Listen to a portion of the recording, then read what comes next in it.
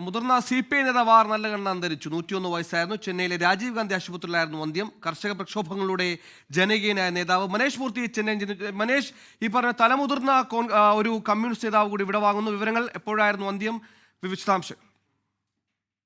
ഷോയിൽ ഉച്ചയ്ക്ക് 1:55 മരണം സ്ഥിരീകരിക്കുന്നത്. രാജീവ് ഗാന്ധി ആശുപത്രിയിൽ നിന്നുള്ള മെഡിക്കൽ ബുള്ളറ്റിനിൽ പറയുന്നത് 1:55 മരണസമയമെന്നാണ്. കഴിഞ്ഞ 2 ദിവസങ്ങളിലായി വെന്റിലേറ്ററിലായിരുന്നു അദ്ദേഹം.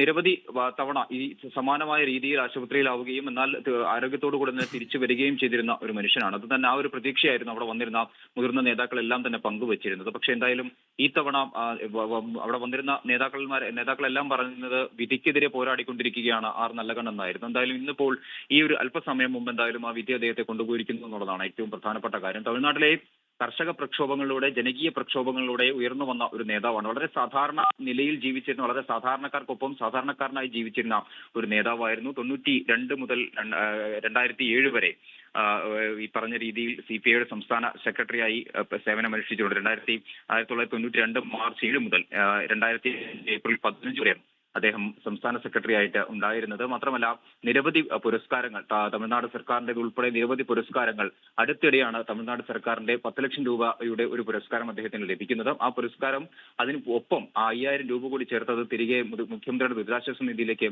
നൽകുകയായിരുന്നു. ആ തരത്തിൽ ജീവിച്ചിരുന്ന ഒരു മനുഷ്യൻ തന്നെയാണ്. തമിഴ്നാട് സർക്കാർ വീട് നൽകിയിരുന്നു അദ്ദേഹത്തിന്. പക്ഷേ ആ വീട് എനിക്ക് സൗജന്യമായി വേണ്ട, ഞാൻ അതിന് വാടക നൽകും എന്ന് പറഞ്ഞുകൊണ്ട് ഇപ്പോഴും കൃത്യമായ വാടക കൊടുത്തിരുന്ന, ആ രീതിയിൽ പ്രവർത്തിച്ചിരുന്ന, ജനങ്ങൾക്കിടയിൽ ജനകീയനായി പ്രവർത്തിച്ചിരുന്ന ഒരു കമ്മ്യൂണിസ്റ്റുകാരൻ തന്നെയായിരുന്നു എന്നുള്ളതാണ് ഏറ്റവും പ്രധാനപ്പെട്ട കാര്യം. ആ തലമുറയിൽ ഏറ്റവും അവസാനത്തെ ആൾ എന്ന് വേണമെങ്കിൽ നമുക്ക് പറയാവുന്ന തരത്തിലാണ് എന്തായാലും അദ്ദേഹത്തിന്റെ ഒരു മരണം. ആ ഒരു രീതിയിൽ തന്നെ വന്നിരുന്ന നിരവധി പ്രമുഖരായിട്ടുള്ള മുഖ്യമന്ത്രി MK സ്റ്റാലിൻ ഉൾപ്പെടെയുള്ള നിരവധി പ്രമുഖർ അദ്ദേഹത്തെ കാണാൻ ആശുപത്രിയിൽ എത്തിയിരുന്നു. കഴിഞ്ഞ 2 ദിവസങ്ങളിലായി വെന്റിലേറ്ററിലായിരുന്നു അദ്ദേഹം ഉണ്ടായിരുന്നത്.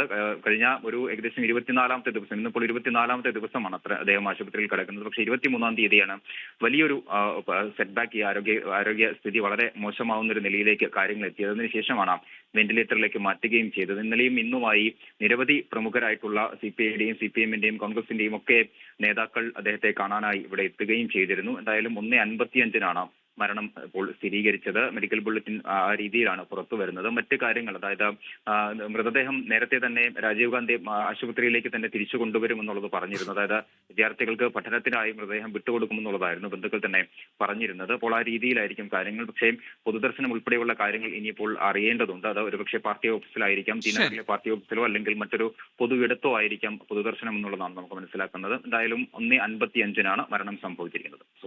ലോകത്തെവിടെയായാലും ഏത് സമയത്തും 24 വാർത്തകളും ഓഗ്മെന്റഡ് റിയാലിറ്റി പാക്കേജുകളും എക്സ്പ്ലെയിനറുകളും വിശദമായി കാണാൻ ഞങ്ങളുടെ YouTube ചാനൽ നിങ്ങൾക്ക് സബ്സ്ക്രൈബ് ചെയ്യാം.